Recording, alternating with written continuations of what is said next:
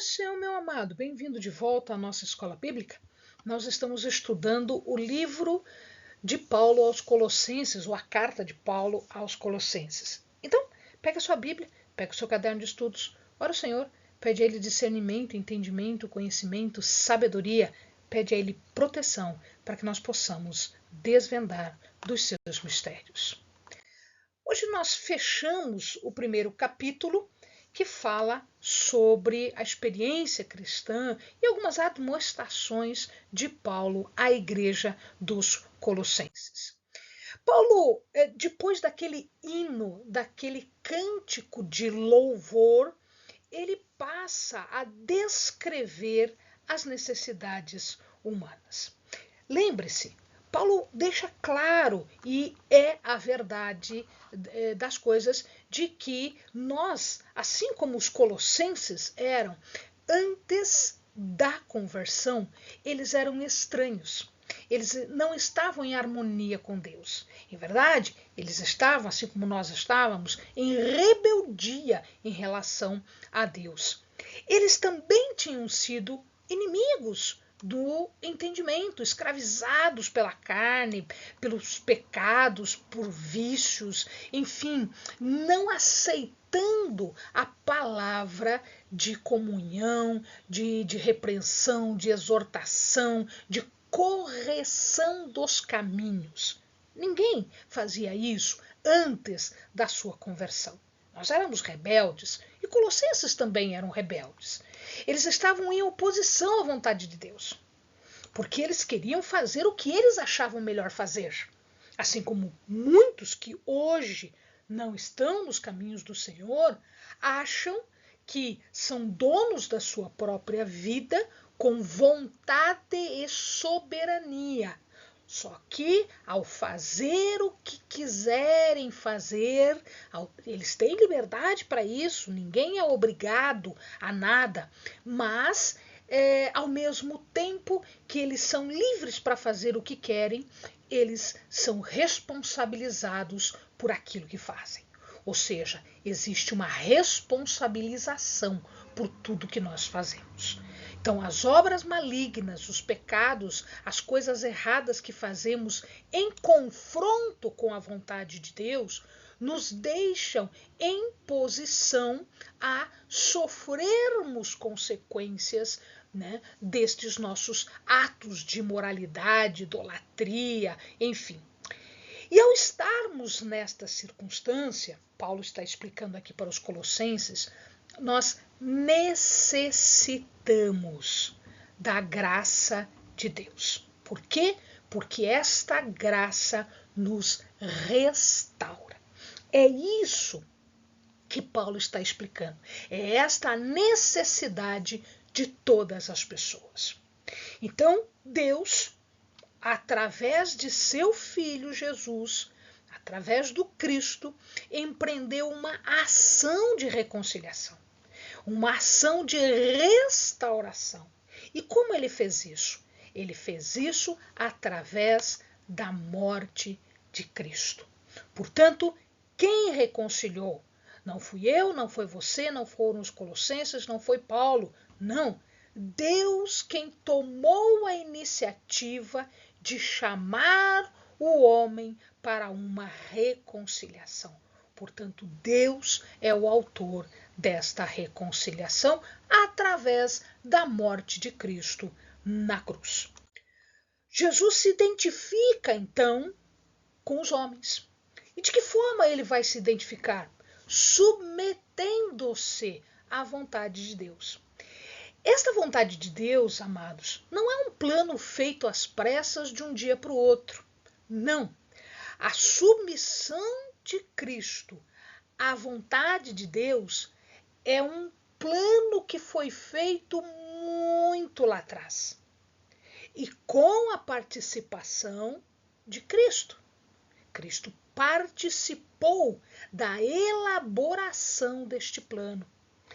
E a execução deste plano foi quando Jesus, né, se despe da sua divindade e ele vem habitar junto com o homem se submete à vontade de Deus, ao plano que eles traçaram antes, submete-se a uma morte, e morte de cruz.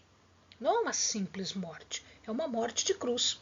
É uma morte que tem a capacidade, o poder de realizar a reconciliação e, portanto, a salvação. Desta maneira, o homem é exortado a se apresentar santo, inculpável e irrepreensível, separado, sem culpa e sem atitude que demande uma repreensão. Esta é uma transformação moral que deve se dar na vida de cada crente. Ela é a expressão de uma essência, de um caráter de Deus no caráter do cristão. Porque Deus é santo, portanto, sede santos. O fundamento disso tudo é a intenção de agradar a Deus. É por isso que nós somos santos, separados, inculpáveis e irrepreensíveis, porque nós queremos agradar aquele que nos tirou do império das trevas, como nós já vimos antes, e nos levou para o reino da luz, para vivermos uma vida consistente, uma vida de comunhão, uma vida de aproximação a Deus. Esta reconciliação vai significar muito mais. Ela significa que, daquele momento em diante, nenhuma acusação pode ser feita contra o cristão. Por quê? Porque ele é inculpável. Por quê? Porque ele é santo. Por quê? Porque ele é irrepreensível. Por quê? Porque ele é inocente diante do Senhor. Quando Deus olha para nós, amados, ele vê uma pessoa coberta pela misericórdia do seu amor.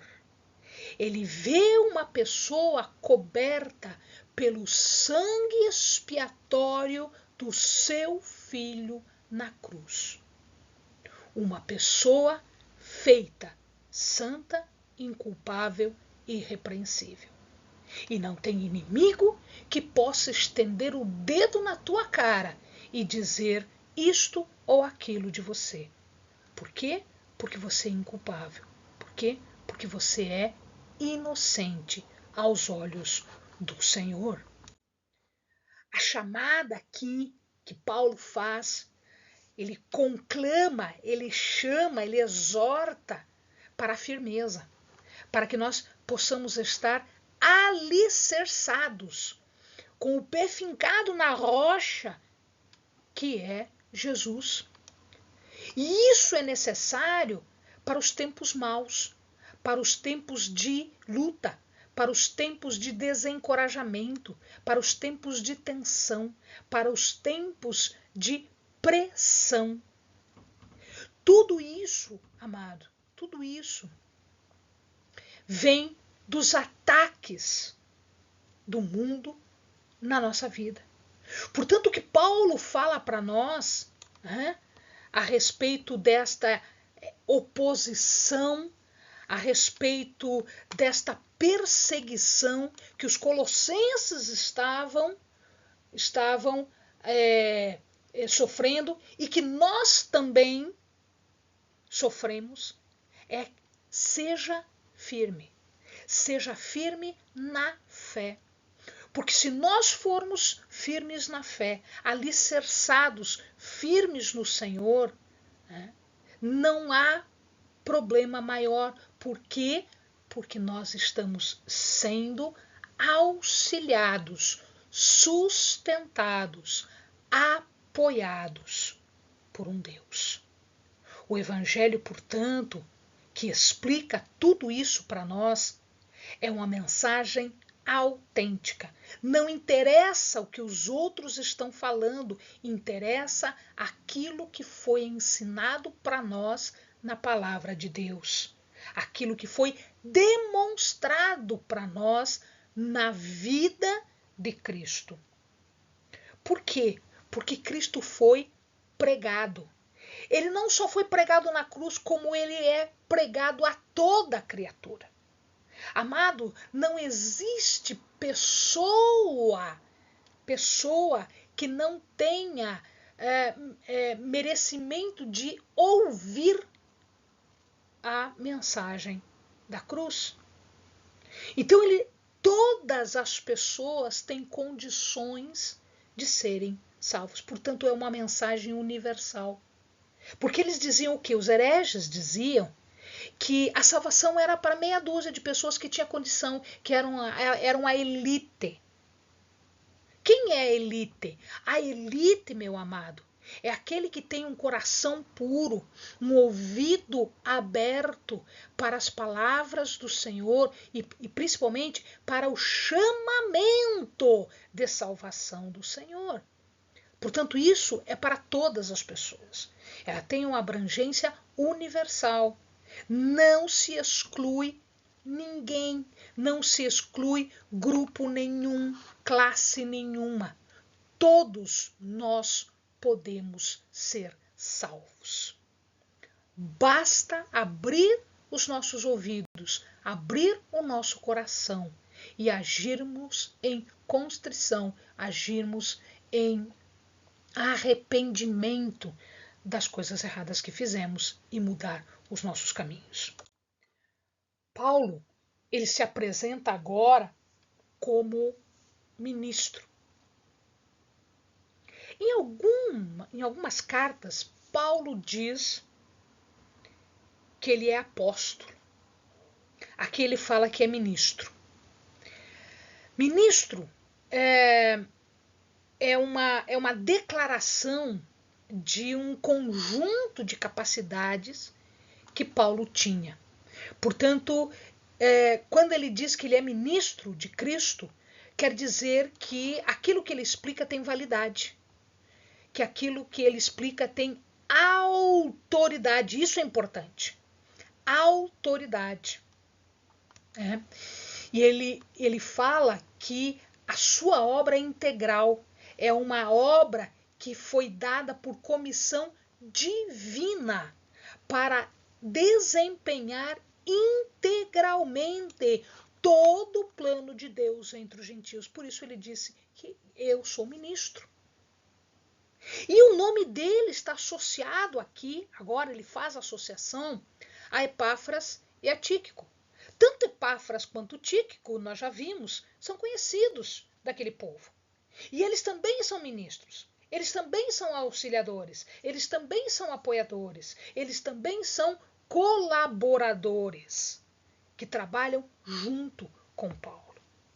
Portanto, ele está dizendo que, assim como eu sou ministro, um ministério outorgado pelo próprio Cristo no caminho para Damasco, Epáfras e Tíquico também são. E, portanto, eles também têm liderança pastoral na cidade. Não interessa se essa cidade está ou não bem. Epáfras e Tíquico têm autoridade para, inclusive, chamar a atenção das pessoas. Esses homens, portanto, eles são colaboradores, auxiliares do ministério de Paulo, cooperadores de confiança de Paulo. Portanto, Epáfras, Tíquico, o próprio Paulo, eles devem gozar de uma autoridade espiritual, que não foi qualquer pessoa que deu, que não foi da cabeça deles, foi o próprio Senhor. E ele fala que sofre. Mas por que ele sofre? Ele sofre porque ele era ministro. Diáconon quer dizer ministro. que é um diácono, amados, não no sentido atual, né, porque no sentido atual a gente divide em ministérios e a diaconia é um pouquinho diferente, mas no linguajar de Paulo, ser diácono era ser ministro, que era um dos despenseiros dos mistérios de Deus. Então, aquele que louva é um diácono? Sim, porque ele está na dispensa dos mistérios de Deus, ao louvar. Quem ensina, a mesma coisa. Quem prega, a mesma coisa. Quem serve, a mesma coisa. Portanto, aqui, né, ele como diácono, ministro, né, ele padecia por eles. Ele sofria as dores de parto, o sofrimento do povo era o sofrimento dele, porque ele compartilhava, ele tinha solidariedade às pessoas. Portanto, se eles padeciam, Paulo padecia também. Então, eles eram a razão pela qual Paulo padecia, sofria. Ele sofria pelos sofrimentos dos outros. Isto é solidariedade, meu amado. Isto é comunhão. Isto é amor. Paulo cumpria um ministério que era o de levar a mensagem salvífica de salvação, o evangelho, a boa nova para todas as pessoas. Ele era comissionado tanto nesse evangelho, que é uma mensagem universal, quanto na igreja, no sentido de corpo, de todas as pessoas que comungam com a mesma ideia de salvação de Deus. Paulo tinha uma tarefa de destaque? Sim, ele tinha uma revelação especial de Deus, um mistério, que é uma revelação especial, é um mistério, e ele era o responsável pela divulgação desta boa nova, desses mistérios que Deus dava à sua vida, ao seu conhecimento. Os gentios, e não só o povo de Deus, os israelitas, eles vão receber a certeza da provisão de Deus. Deus escolheu fazer conhecido os seus planos não só para os judeus, mas também para os outros povos.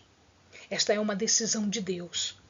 Portanto, a inclusão dos gentios e dos judeus está no propósito divino de Deus na salvação. A salvação não veio só para os judeus. A salvação, glória a Deus, veio para todos aqueles que não faziam parte desta família judia. Ele abrange todos os outros. Portanto, os não-judeus também são alcançados por Cristo, pela sua mensagem. Nós, como todos os outros que não são judeus, temos um lugar no plano divino. E nós temos uma posição especial diante de Deus, como santos dele, como crentes que recebem uma herança que antes era só para Israel, como povo santo de Deus, mas que agora se estende a todos os povos. Glória a Deus. Aquilo que o primeiro Adão perdeu, meu amado, lá no paraíso, quando ele pecou, ele perdeu a glória. Portanto, ele teve que se vestir.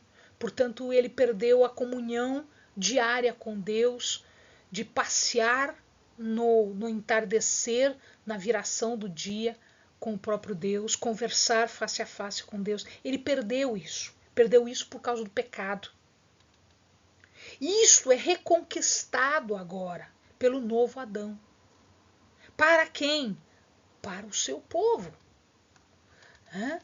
Então, Cristo trouxe de volta a possibilidade de partilharmos, comungarmos na presença do Senhor. E o método de Paulo era composto de anúncio, advertência e ensino. Anunciar no sentido de declarar a presença de Cristo entre nós, entre os gentios. A participação dos gentios junto com Israel numa nova humanidade. O primeiro Adão, o primeiro Adão, perdeu isso para nós. E o segundo Adão, Cristo, ganhou isso para nós de novo, recuperou isso. Nós fomos chamados novamente. Então esse é o anúncio de Paulo. A advertência de Paulo é de que os novos cristãos têm que ter um relacionamento na família cristã.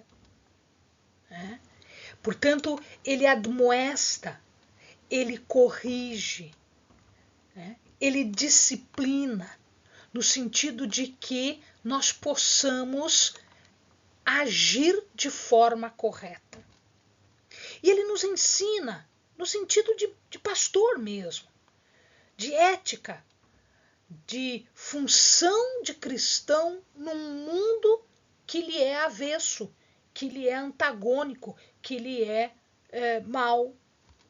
O interesse de Paulo é ensinar aquilo que os colossenses tinham recebido e que nós também podemos usar isso, instruir em toda a sabedoria. E para isso, amados, Paulo paga o preço.